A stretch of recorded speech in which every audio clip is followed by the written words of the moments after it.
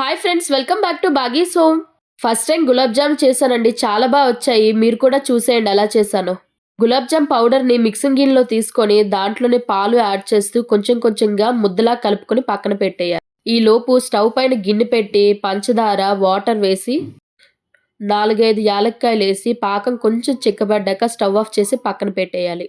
పిండి అరగంట అయ్యాక ఒకసారి బాగా పిసికేసి చిన్న చిన్న ఉండలుగా క్రాక్స్ లేకుండా మనకు నచ్చిన సైజులో తీసుకొని పక్కన పెట్టేయాలండి. బాల్స్ అన్నీ అయ్యాక స్టవ్ పైన ఆయిల్ పెట్టి ఆయిల్ లైట్‌గా హీట్ అవుతున్నప్పుడు ఈ బాల్స్‌ని ఒక్కొక్కటిగా వేసేయాలి. బాల్స్ ఒక్కొక్కటిగా వేశాక వాటిని మెల్లమెల్లగా టర్న్ చేస్తూ గోల్డెన్ బ్రౌన్ కలర్ వచ్చాక దీన్ని పక్కకు తీసేసుకోవాలండి. ఇలా అన్ని బాల్స్ ఫ్రై అయ్యాక పాకం గోరువెచ్చగా ఉన్నప్పుడు ఈ బాల్స్ అన్నీ వేసి పాకాన్ని బాగా పట్టే వరకు ఒక 2 గంటల సేపు పక్కన పెట్టేయాలండి. తర్వాత చూస్తే పాకం బాగా పట్టి గులాబ్ జామ్ చాలా బావుంటాయండి. మీరు కూడా ట్రై చేయండి. Thank you.